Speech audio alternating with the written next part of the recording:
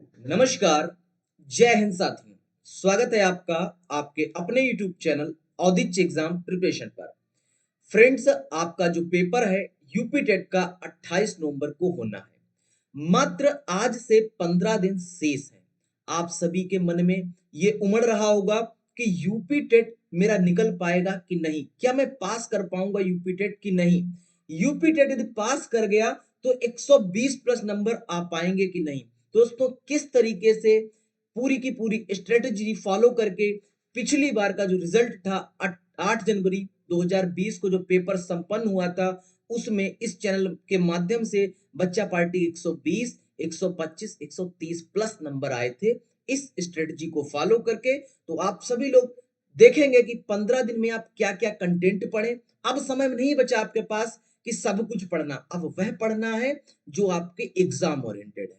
तो क्या पढ़ना है, कहां से पढ़ना है, कितना सिलेक्टेड पढ़ना है, सब कुछ इस वीडियो के अंतर्गत मैं आप सभी लोगों से डिस्कस करने वाला हूं। तो दोस्तों, स्टार्ट करते हैं। दोस्तों, मात्र 15 दिन शेष रह गए आपके पास।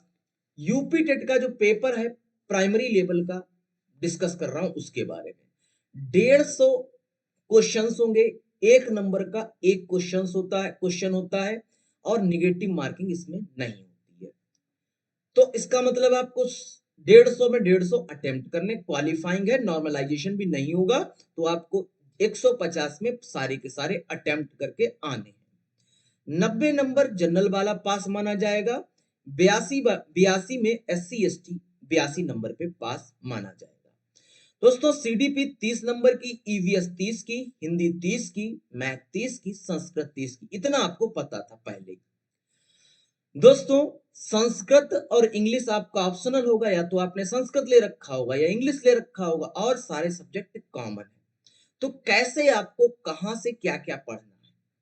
सबसे पहले आप मार्केट जाओ। यदि आपके पास सॉल्व पेपर नहीं तो ये मान लो आपके 90 नंबर लाना मुश्किल पड़ जाएगा। सॉल्व पेपर 2011 से लेकर के 2020 तक का सॉल्व पेपर आपके पास होना चाहिए। पहली प्रायोरिटी ये। अब दोस्तों, मैं थोड़ा सिलेबस पे डिस्कस करता हूं, जो ऐसा कौनो पेपर नहीं जिसमें ये वाले टॉपिक आए ना हो और इस बार आएंगे नहीं। तो दोस्तों, ईवीएस आएगी 30 नंबर का। आपका एनवायरमेंटल साइंस जो आपका सब्जेक्ट है 30 नंबर का है। पहला टॉपिक है आपका पारिस्थितिकी तंत्र, 30 नंबर का आएगा। इससे 5 नंबर का पारिस्थितिकी तंत्र आएगा। इकोसिस्टम क्या है, एजी टांसले के बारे में, कब की, 1927, 1935 सन में क्या हुआ, खाद्य श्रृंखला क्या है, खाद्य जाल क्या है, ये सब पढ़ लेना। 5 नंबर वहां से फिक्स आता है, हर बार आता है। ओजोन परत क्या है, ओजोन परत समताप मंडल में पाई जाती है। ओजोन परत की यूनिट क्या है, ये सब कुछ आपको पढ़ना। ओजोन दिवस कब मनाया जाता है, यानी कि ओजोन परत संबंधित जितने भी प्रश्न बन सके वह सारे आपको पढ़ लेने हैं। तीसरा टॉपिक दोस्तों, आपको हरित गृह प्रभाव, ग्रीन हाउस इफेक्ट, कौन कौन सी गैसें हरित गृह प्रभाव में आती हैं, ये आपको पढ़ना है। राष्ट्रीय पार्क और उद्यान कौन कौन से होते हैं, कहां कहां पर स्थित है, कौन सा राष्ट्रीय उद्यान, कौन सा राष्ट्रीय पार्क, कौन सा आपका जो पक्षी अभयारण्य है किसके लिए संरक्षित है, क्या है, कहां है, ये सब आपको पढ़ना होगा। 2 से 3 नंबर फिक्स यहां से, 1 नंबर यहां से फिक्स, 1 नंबर यहां से फिक्स, 5 नंबर यहां से फिक्स। पर्यावरण संबंधित संस्थाएं कौन कौन सी हैं, किस सन में वह संस्था स्थापित हुई, और वह संस्था कहां है प्रेजेंट टाइम में। जिनेवा में क्या है, न्यूयॉर्क में क्या है, नीदरलैंड में क्या है, हैग में क्या है, ये सब पर्यावरण संबंधित संस्थाएं। अंतरराष्ट्रीय न्यायालय, यानी कि वातावरण पर्यावरण से संबंधित जितनी भी संस्थाएं आपको मिले एक जगह नोट कर लो और पढ़ लो। साथ ही साथ जल, मृदा, वायु, पर्यावरण संरक्षण आपको पढ़ना है। इतना यदि आपने पढ़ लिया दोस्तों तो 2 से 3 नंबर यहां से और 2 नंबर यहां से, इतना आपका हो जाएगा। महत्वपूर्ण दिवस आपको ज्यादा नहीं पढ़ने, आप 20 सिलेक्ट कर लो। कौन कौन से, पृथ्वी दिवस, जल दिवस, भूगर्भ जल दिवस, आपका जैव विविधता दिवस, तंबाकू निषेध दिवस, ये सब आपको जो पर्यावरण से संबंधित दिवस होते हैं ना, उनको आपको पढ़ लेना है। और मेला में दोस्तों, कौन सा मेला, पशु मेला कहाँ लगता है, कौन सा मेला कहाँ है, मेला जरूर आता है। दोस्तों 1 नंबर का दिवस आएगा और 1 नंबर का मेला आएगा। और महत्वपूर्ण अनुच्छेद कौन कौन से? ग्राम पंचायत से संबंधित महत्व अनुच्छेद तो बहुत है, 395 अनुच्छेद जब संविधान बना था तभी थे। तो दोस्तों अनुच्छेद जो है वो आपको सब नहीं पढ़ने हैं। ग्राम पंचायत से संबंधित, महिला सशक्तिकरण से संबंधित, नागरिकता से संबंधित और मौलिक अधिकार, ये देखो ऐड कर देता हूं इसमें, मौलिक अधिकार से संबंधित, ये आपको और पढ़ लेने हैं। इतना यदि आपने पढ़ लिया दोस्तों तो 30 में से 25 नंबर आपके आने तय हैं। इससे नंबर कम नहीं आएंगे यदि आपने इतना पढ़ लिया ईवीएस में तो। अब चलते हैं दोस्तों हिंदी को लेकर के। विषय हिंदी भी 30 नंबर का आएगा। 24 से 25 नंबर का क्या आएगा आपका दोस्तों? 24 से 25 नंबर की व्याकरण आएगी, जिसमें रस, छंद, अलंकार, वर्णमाला ये सब पढ़ना है। बोले सर अब समय नहीं बचा ये सब पढ़ने का, कहां से पढ़ेंगे? कहीं से मत पढ़ो, सॉल्व पेपर लाओ, 2011 से लेकर के 2020 तक जितने हिंदी के क्वेश्चंस हैं सब पढ़ डालो, आपकी नॉलेज ग्रो अप कर जाएगी और आपको अलग से व्याकरण नहीं पढ़नी पड़ेगी। हिंदी साहित्य के क्वेश्चन 5 से 6 नंबर के आते हैं, जिसमें कवि और लेखक की जीवनियां आती है, सम्मान और पुरस्कार पूछे जाते हैं। आधुनिक हिंदी साहित्य की जो आधुनिक हिंदी साहित्य यानी 1843 से लेकर के अब तक यानी 1957 तक, देश आजाद होने के बाद से लेकर के वो रामधारी सिंह दिनकर और महादेवी वर्मा 1982 1976 तक के, आप 92 तक के पढ़ डालिए कवि लेखक।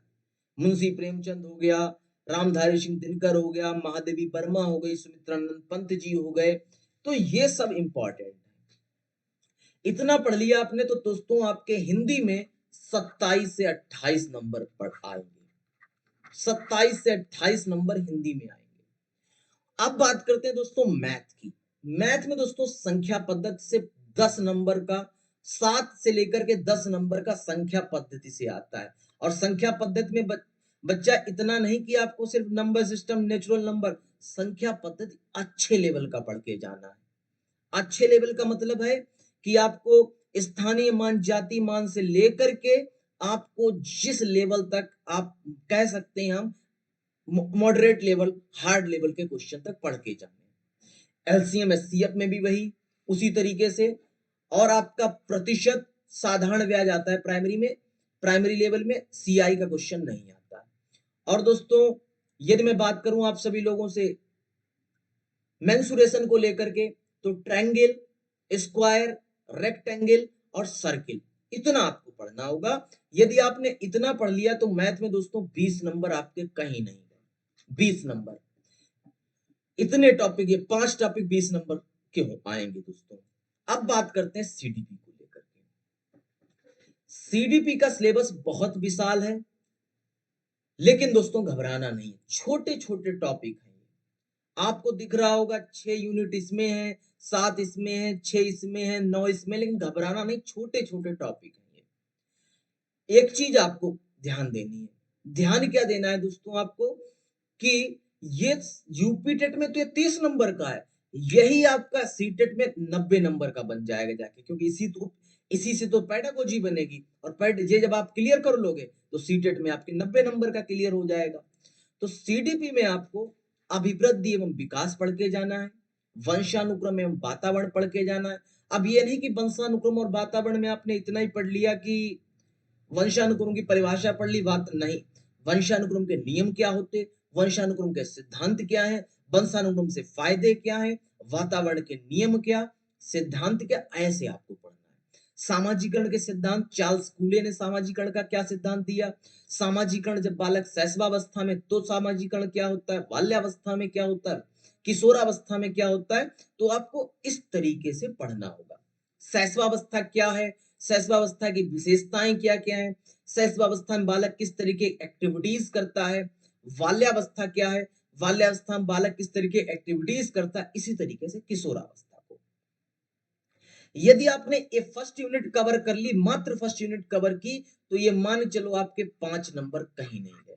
इसमें एक टॉपिक दोस्तों लिखने से मिस हो गया है, आप लोग लिख लेना कि बाल विकास के सिद्धांत, हर बार आता है, लिख लेना इसमें बाल विकास के सिद्धांत। अब बात करते हैं दोस्तों जीन पियाजे। जीन पियाजे, बाइगॉस्की, जीन पियाजे का संज्ञानात्मक विकास का सिद्धांत, वाइगॉस्की का सामाजिक विकास का सिद्धांत, लॉरेंस कोहलबर्ग का नैतिकता का सिद्धांत, नाम चॉम्स्की का भाषा विकास का सिद्धांत, वाल्टर्स एम बंडूरा का सामाजिक विकास का सिद्धांत। इस तरीके से आपको ये 7 सिद्धांत पढ़ के जाओगे तो दोस्तों 7 से 8 नंबर आपके यूपी टेट में यहां से आता है। अब बात करते हैं यूनिट 3, मोस्ट इंपॉर्टेंट यूनिट। अब बहुत सरल है, बहुत सरल है, और आपकी यहां से 7 से 8 नंबर का आएगा इस यूनिट से। बाल केंद्रित शिक्षा, प्रगतिशील शिक्षा, समावेशी शिक्षा, 3 प्रकार की शिक्षा व्यवस्था। और प्रतिभाशाली बालक, सृजनात्मक बालक, विशिष्ट बालक, सामान्य बालक, आपका मंदबुद्धि बालक, पिछड़ा बालक, ये सब जब पढ़ लोगे आप तो अच्छी खासी आपकी सीडीपी जाएगी। चिंतन एवं समस्या समाधान, अधिगम अक्षमता, ये टॉपिक्स आपको पढ़ने होंगे। अधिगम अक्षमता से तो 2 नंबर फिक्स है, ये तो आना ही आना है।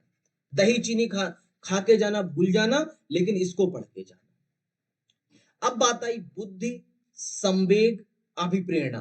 बुद्धि के, ऐसा नहीं कि बुद्धि की सिर्फ परिभाषा पढ़ के गए, बुद्धि, बुद्धि के प्रकार, बुद्धि के सिद्धांत, संवेग, संवेग के प्रकार, संवेग के सिद्धांत, अभिप्रेरणा, अभिप्रेरणा के सिद्धांत, अभिप्रेरणा के प्रकार, अधिगम, अधिगम के सिद्धांत, अधिगम के प्रकार, संज्ञान, संज्ञान के सिद्धांत, संज्ञान के प्रकार, संवेग, संवेग कितने तरीके के होते हैं, ये सब, शिक्षण विधियां और शिक्षण सूत्र, और एनसीएफ और आरटीई। इतना पढ़ने के बाद आपके सीडीपी में 27 से 28 नंबर तय। इतना पढ़ के गए तो। अब आई संस्कृत पे। संस्कृत में आपको दोस्तों महेश्वर सूत्र पढ़ने हैं। 14 महेश्वर सूत्र पढ़िए और 42 प्रत्याहार वहीं से बन जाएंगे। और वर्णमाला आपने हिंदी की पढ़ी रखी है, ये नंबर भाई फ्री के होते हैं, 6 नंबर। आई उड़ा रेला का ए ओंगा ए उचा हया राबटा लण यम गमलम झापाया जब गड़दस खपट चटतप कापाया ससरा हल। इतना याद कर लिया, यहीं से फंस जाएगा। 6 नंबर का आपका प्रत्याहार वर्णमाला महेश्वर सूत्र से आएगा। संख्याएं, 1 से लेकर के 100 तक संख्याएं पढ़ लीजिए आप। इसमें 1 को क्या कहते हैं, एका कहते हैं, 10 को दशा कहते हैं, 20 को विंशत कहते हैं, 30 को त्रिंशत कहते हैं, 40 को चतुर्वारिंशत कहते हैं। इस तरीके से आप 50 को पंचाशत कहते हैं। इस तरीके से आपको पढ़ लें। 1000 को सहस्त्र कहते हैं, 10,000 को क्या कहते हैं, लाख को क्या कहते हैं, 10 लाख को क्या कहते हैं, कोटि को क्या कहते हैं, अरब को क्या कहते हैं। ये सब आपने पढ़ लिया तो 1 नंबर तय। प्रत्यय और उपसर्ग से दोस्तों, पठतुम में कौन सा प्रत्यय तुमन प्रत्यय है, इस तरीके से आप पढ़ लोगे 2 नंबर। धातु, 5 लकार, पठ की, लेट लकार, लोट लकार, विधिलिंग लकार, ऐसे 5 लकार 2 नंबर के क्वेश्चंस आते हैं। शब्द रूप से दोस्तों, शब्द रूप आपको 5 पढ़ने हैं। कौन कौन से पढ़ने हैं, राम के पढ़ने हैं, रमा के पढ़ने, हरि के पढ़ने, गुरु के पढ़ने, और पितृ के पढ़ने। इतना पढ़ोगे तो 3 से 4 क्वेश्चन शब्द रूप से आएंगे। अवयव से दोस्तों 1 नंबर का, यदा माने क्या, कदा माने कब, यदा माने क्या, सर्वदा माने क्या, ये सब यदि आपने पढ़ दिया 1 नंबर। संस्कृत साहित्य से दोस्तों 5 से 6 नंबर का आता है। और कारक 2 नंबर का, घरेलू वस्तुएं 1 नंबर की। इतना दोस्तों किया तो दोस्तों 20 से लेकर के आपके 26-27 नंबर तक यहां से आएंगे। जोड़ लो, सारे नंबर को जोड़ लो दोस्तों, 120 प्लस का रेशियो बन रहा है। इतना आपको पढ़ना है। और एक चीज कतई दिमाग में फिट कर लो, पेपर देने जाने से पहले आपको यूथ का या कोई भी सॉल्व पेपर आपको मार्केट में मिले, 2011 से लेकर के 2020 तक का सारा सॉल्व पेपर पढ़ के जाना है। पढ़ के ही नहीं जाना, यहाँ के उनके क्वेश्चन रट के जाने हैं। पेपर में ज्यों के त्यों आ जाते हैं। अब इस चैनल की क्लास में बता दूं, इस चैनल पर आपको कैसे कैसे क्लासेस मिलेंगी, कैसे मैं पढ़ा रहा हूं आपको। सुबह 9 से 10 मैं आपको संस्कृत पढ़ा रहा हूं, और 10 से 11 मैं प्रीवियस ईयर सॉल्व पेपर करा रहा हूं। 9 से 10 संस्कृत पढ़ा रहा हूं, 10 से 11 सॉल्व पेपर करा रहा हूं। CDP, EVS, Hindi, Sanskrit, math, सारे सॉल्व पेपर 10 से 11 रात में, और सुबह 9 से 10 आपको मिल रही संस्कृत की क्लास। चैनल सब्सक्राइब नहीं किया बच्चा पार्टी तो सब्सक्राइब कर लो, कि जितने ये टॉपिक दिख रहे हैं ना, मैं आपको डेली अपडेट में कुछ ना कुछ टॉपिक पढ़ाता रहता हूं, ताकि आप लोगों की तैयारी बेहतरीन हो सके। इसकी पीडीएफ कहाँ मिलेगी? कमेंट बॉक्स में पिन किया हुआ जो मैसेज है वो टेलीग्राम चैनल का हमारा लिंक है, वहां पर क्लिक करो, वहां ज्वाइन हो जाओ, इसकी पीडीएफ वहां पर प्रोवाइड करा दी जाएगी। मिलते हैं दोस्तों एक नेक्स्ट वीडियो के साथ, एक नेक्स्ट टॉपिक के साथ। 9 से 10, 10 से 11 आना कतई मत भूलिएगा। धन्यवाद। जय हिंद साथी।